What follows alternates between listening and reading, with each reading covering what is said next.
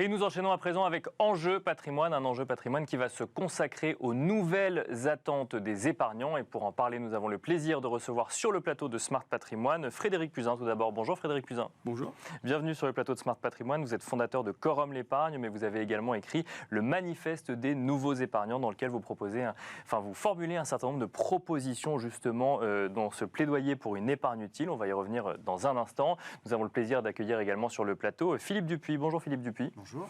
Bienvenue sur le plateau. Vous êtes professeur à Grenoble École de Management et vous êtes également président du comité scientifique du Cercle des épargnants. Je vous propose de commencer avec vous, Frédéric Puzin, avec ce livre, donc le manifeste des nouveaux épargnants. Est-ce que vous avez constaté, du coup, c'est peut-être pour cela que vous avez écrit ce livre, que on n'épargne plus aujourd'hui de la même manière qu'hier, ou peut-être qu'on ne se pose plus les mêmes questions quand on décide de placer son argent qu'il y a quelques années?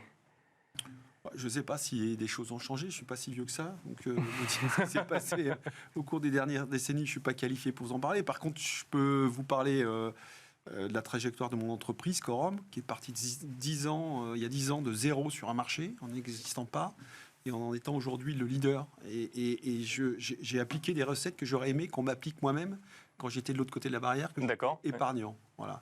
Et je pense qu'il faut revenir à l'essentiel, et je pense que les gens attendent ça, c'est on leur parle français, le marché de la finance, du monde de l'assurance, l'asset management, pour employer des gros mots, ne sait pas parler français. Donc les gens ont besoin de comprendre, ils ne sont pas idiots, tout le monde peut comprendre. Donc le problème, c'est le vocabulaire qu'on utilise, le problème, ce n'est pas la pédagogie financière comme on l'entend souvent. Alors la pédagogie est un autre sujet, mais déjà parler le même langage, c'est un premier point. Et une fois qu'on parle français, les gens comprennent. Ils sont tous sauf idiots. Tout le monde sait faire une règle de 3. Parce qu'au bout du compte, ça n'est que ce problème-là. Tout le monde sait faire une règle de 3. Et en définitive, si en plus de ça, on sait prendre des engagements en parlant, voilà ce que je peux faire pour votre épargne, si ça correspond à votre projet d'épargne et vous tenez ces engagements, les Français sont parfaitement capables de prendre des risques au-delà de ce qu'on imagine, parce qu'ils ont compris qu'in fine, quand on leur explique français, pour gagner de l'argent, il faut du temps, il faut être patient. Et les stratégies gagnent petit, elles gagnent toujours un jour à l'autre, mais il faut arrêter de faire de vendre du rêve quelque part et juste parler clairement. Donc si le livret A bat des records de collecte, contrairement à des investissements plus risqués où on a du mal encore à flécher vers l'économie réelle, le private equity ou autre par exemple, c'est parce qu'on ne parle pas le bon vocabulaire aux épargnants. J'en suis intimement convaincu. Philippe Dupuis, qu'est-ce que ça vous inspire effectivement d'entendre cela? Vous constatez vous aussi que peut-être qu'il y a une... on ne sait pas comment parler finalement à un épargnant français qui peut-être aurait besoin de se voir apprendre plus tôt certaines notions de base en matière d'investissement? Alors en tout cas, je suis complètement Monsieur Puzin, puisque les Français aujourd'hui demandent de plus en plus d'informations sur les produits financiers. Là, je fais référence à une enquête qu'on a menée avec Ipsos sur un panel de 1000 Français, où on leur a simplement demandé, aujourd'hui, à quoi vous intéressez-vous? Vous intéressez-vous aux produits, par exemple? Et on voit depuis 3 ans, on mène cette enquête depuis 10 ans, en fait. D'accord. On voit vraiment l'évolution. Et on voit que très dernièrement, ils s'intéressent de plus en plus aux produits financiers. Ils veulent comprendre les produits financiers. Donc, dans quoi ils investissent? Dans quoi ils investissent. Ils demandent, ils rencontrent de plus en plus leurs banquiers et leurs assureurs. On est passé, par exemple, à 15% il y a 3-4 ans de Français qui rencontraient régulièrement leur conseiller financier, on pourrait l'appeler comme ça. D'accord. Aujourd'hui, c'est plutôt 25%. Et on a un bond depuis 2 ans.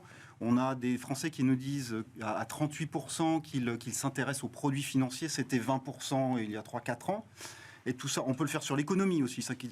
Et ça, vous l'expliquez comment? C'est en lien avec des sujets, par exemple, d'investissement responsable, ou c'est à aller chercher ailleurs aussi? Je crois que c'est le contexte global aujourd'hui, financier, l'inflation, la question des retraites en France. Donc la crainte de ne pas avoir suffisamment de revenus à la retraite pousse à s'intéresser à ces investissements aujourd'hui plus qu'avant? Il y a une vraie question de pouvoir d'achat aujourd'hui, ça c'est clair. Donc c'est l'épargne de précaution. Est-ce que je vais pouvoir déjà acheter des biens pour le quotidien, puis acheter des biens un peu plus durables, une voiture par exemple. Et puis il y a l'épargne qui est liée à la retraite à plus long terme, mais ça vient en deuxième, ça en fait.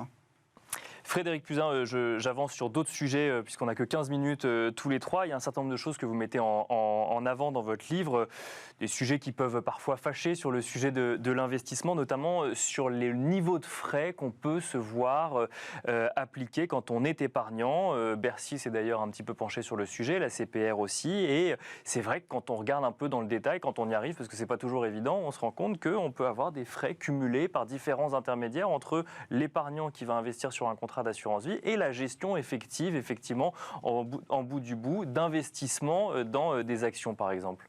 Oui, alors, c'est pas qu'un phénomène français, c'est un phénomène international, et d'ailleurs qui rejoint le sujet qu'on a évoqué tout à l'heure, qui est celui de la communication. Comment pouvez-vous imaginer que, par exemple, un conseiller bancaire qui est dans son agence puisse vous expliquer ce qui est au fond le produit qui va le placer, qui est lui-même référencé par sa banque, qu'il a elle-même référencerait auprès d'une plateforme qui référence des fonds, qui elle-même est un fonds de fonds et qui finit 3 ou 4 degrés après entre les mains de effectivement la personne qui gère l'argent. Donc on voit que le monde de la finance, et quand je mets la finance, c'est le monde de l'assurance, de la banque, de l'asset management, enfin la gestion d'actifs, est fait d'une multitude d'intermédiaires. C'est assez sophistiqué, c'est assez compliqué, mais on voit bien que plus il y a d'intermédiaires, plus ça coûte cher. Et en définitive, c'est le seul monde dans lequel il y a peu de disruption. C'est disruption dans laquelle on va directement du producteur au consommateur. Donc la grande distribution il y a 40 ans. Et je rejoins le propos de monsieur depuis tout à l'heure. C'est en définitive assez simple. Plus vous montez d'intermédiaires, plus le message est dilué. Moins il y a de responsabilisation, parce que moins vous êtes en contact de la personne qui vous a confié votre argent, moins vous vous sentez redevable quelque part d'un engagement. Et puis plus ça va vous coûter cher. Donc il y a trop d'intermédiaires aujourd'hui ? Alors il y a sans doute trop d'intermédiaires. Et alors le côté pernicieux de ça, c'est que les Français en sont conscients. Vous-même, la presse, les journalistes, les médias le relevaient. Mais du coup, les gens qui créent la véritable valeur ne sont pas reconnus comme étant véritablement créateurs de valeur et donc ne sont pas rémunérés pour ça. Je vais vous donner un exemple très simple. La France est sans doute l'un des derniers pays d'Europe, avec l'Allemagne, dans lequel les conseillers en gestion de patrimoine sont rémunérés par les sociétés de gestion, par les banquiers, par les clients, parce que les clients ne veulent pas payer pour être conseillés. Dans tout le reste de l'Europe, vous payez pour être conseillé. Vous voyez ? Et ça changerait quelque chose de changer de modèle ? Parce que justement, il y a des discussions au niveau européen sur le sujet aujourd'hui pour changer même le modèle de rémunération des conseillers en gestion de patrimoine. Mais là, on changerait complètement la donne sur le système français. C'est-à-dire que soit on garde le système actuel, mais il faut que ce soit complètement transparent. Et je pense que les Français peuvent parfaitement le comprendre. On peut tous comprendre que tout travail mérite salaire. Après tout, je reçois un conseil. La personne qui me conseille, il faut bien qu'elle soit rémunérée pour ça. Et meilleur est son conseil, meilleure est les performances des placements qu'il me fait faire. Il n'y a pas de raison que ce monsieur ne gagne pas plus. Bien sûr, que moi je gagne, vous voyez, mais il faut être transparent là-dessus, il faut reconnaître ce métier et surtout pas le cacher. Donc les intermédiaires ont une fonction, mais cette fonction doit correspondre à une vraie valeur ajoutée et pas juste un petit pourcentage qui est pris sur une cascade de pourcentage dans une cascade de responsabilité qui est au bout du compte diluée. Alors là, on arrive à un autre sujet, effectivement, qui est peut-être celui de la convergence ou la divergence des intérêts entre celui qui place l'argent et celui qui décide d'investir son épargne, qui est finalement, le mode de rémunération n'est pas indexé sur la performance aujourd'hui.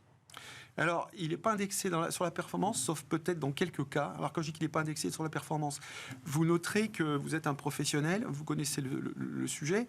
En fait, quand on parle avec les acteurs de la gestion, de la banque, de l'assurance, ils vont exprimer leur activité en disant, voilà, je gère tant milliards d'euros.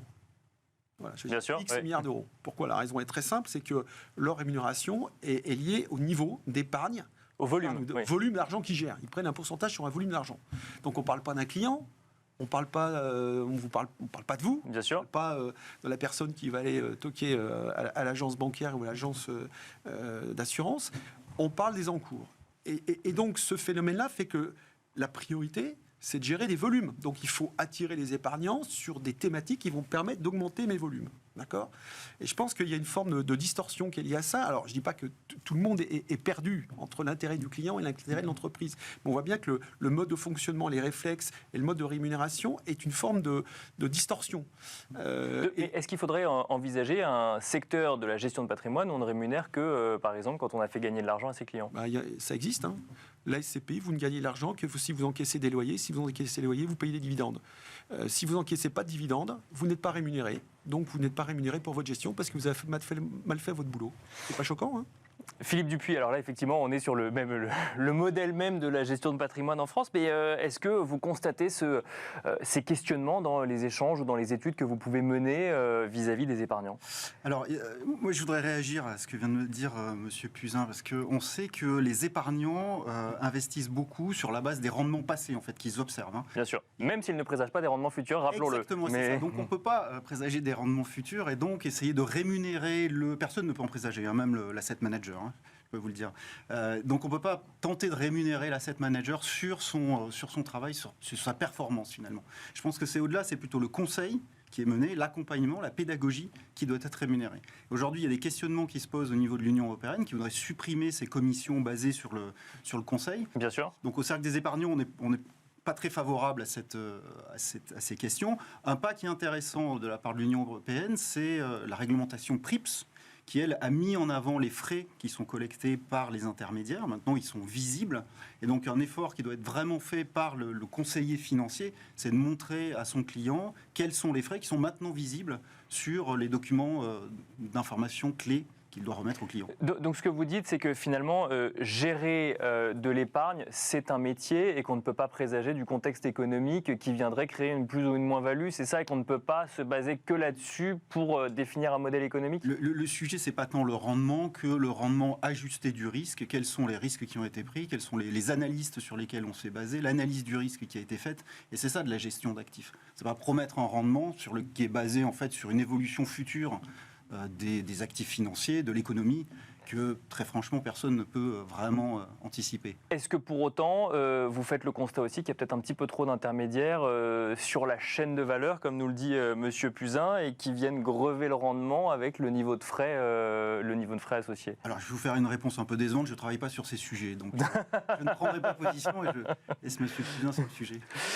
Frédéric Puzin, le manifeste des nouveaux épargnants propose un certain nombre émet un certain nombre de propositions sur le sujet, et je reviens sur l'image que vous nous avez donnée tout à l'heure de distributeurs, producteurs, ou en tout cas de distributeurs, de circuits courts. C'est quelque chose que vous proposez dans votre livre, l'investissement local, le circuit court finalement, aller au plus près finalement de l'investissement. Et je pense qu'il faut que l'épargne, c'est un facteur d'irrigation de l'économie. D'ailleurs, tout le monde l'a oublié, mais tout part de là. C'est de l'épargne qu'on va irriguer une économie. Les grands projets industriels du 19e siècle, ils sont faits par l'irrigation de l'épargne, qui a d'abord été l'épargne des plus riches, puis ensuite l'épargne des gens plus modestes. Comme ça que sont nées les caisses d'épargne, les coopératives telles que la caisse d'épargne, le crédit agricole. Voilà, c'était vraiment l'idée. On se rassemble, on mutualise son épargne pour irriguer l'économie et faire en sorte que l'activité économique se développe. Tout ça a été un petit peu oublié, tout ça est un petit peu nébuleux. Et on voit bien que quand on remet les gens dans un investissement de proximité, en tout cas dans des choses qui comprennent, qui peuvent palper, qui peuvent toucher, en tout cas qui peuvent voir et comprendre, ça marche beaucoup mieux. Alors, ça donne du sens à leur acte d'épargne. Donc, on revient sur ce que nous disait Philippe Dupuis, de savoir dans quoi on investit, s'intéresser finalement à ces produits financiers et derrière même aux entreprises dans lesquelles on investit. Ben, évidemment, bien entendu. Et plus ça va être proche de vous, et quand je dis proche, c'est peut-être dans vos actes de consommation. Mais alors, ma question, parce que c'est un discours que j'entends beaucoup quand il s'agit de vérifier qu'on n'est pas en train d'investir dans une grande pétrolière ou dans une entreprise qui pollue énormément. Donc, le sujet de connaître ces investissements revient souvent quand on veut vérifier qu'on n'est pas en train de financer des industries qui sont néfastes pour la planète. Ça va au-delà de ça, ou c'est juste sur le sujet climat et environnement? Ouais, alors moi je suis un peu plus prudent que vous sur le néfaste pour la planète, parce que le néfaste pour la planète, d'expérience, il n'est pas forcément là où on l'imagine. Hein. Il y a plein d'exemples qui montrent que ce qui était néfaste à un moment, finalement, n'était pas si néfaste, et ce qui était hyper vertueux ne l'était plus 15 ou 20 ans plus tard. Il y a des exemples comme ça, il y en a de nombreux. Ce qu'il y a de sûr, c'est qu'il y a des fondamentaux. Voilà. Il ne faut pas investir dans l'industrie de l'armement. Ça paraît basique, mais on peut imaginer qu'au moins ça soit disclosé. Après, il y a des gens qui peuvent avoir cette volonté, mais en tout cas, l'information doit être donnée. Et je reviens sur ce thème de ce qui est néfaste. Le néfaste, et c'est un peu une réponse à l'observation de M. Dupuis, le néfaste, ça évite de parler de l'essentiel. Voilà, aujourd'hui, tout à l'heure, vous parliez d'ISR avec la personne qui nous précédait sur ce bateau, d'investissement socialement responsable. Mais en fait, ça permet de cacher l'essentiel. Quand je place de l'argent, évidemment, je ne veux pas que ça aille n'importe où. Mais ça me rapporte combien ? Quel est mon risque ? Voilà. C'est ça les premières questions à se poser selon vous. On parle aujourd'hui que du néfaste. On dit rendez votre argent utile pour la planète. Ok, mais si je place mon argent, il faut que ce soit utile pour la planète. Mais en quoi c'est d'abord utile pour moi ? Évidemment, c'est un problème de priorité des choses. Il faut rendre son investissement utile pour la planète. Mais avant, qu'est-ce qu'il fait pour moi ? Et quel niveau de risque je prends ? Quel est le risque que je prends pour le capital ? Philippe Dupuis sur le sujet investissement socialement responsable et attente des épargnants sur le sujet. Alors, ce qu'on voit aujourd'hui, c'est d'abord que les épargnants ont une attente sur ces sujets-là, ça c'est sûr et certain.